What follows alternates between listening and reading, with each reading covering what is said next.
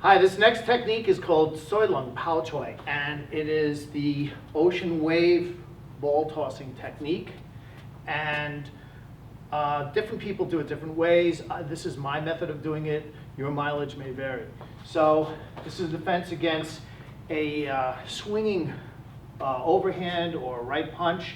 So when he comes in, I'm going to attack the attack, go for the arm break, come over the top, and come Choy. Okay, so once again, 1, 2, boom.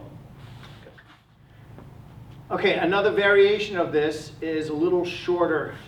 So when he comes in, I come in, 1, go for the break, fold on the inside, and then come up. So here he comes in, 1, 2, 3.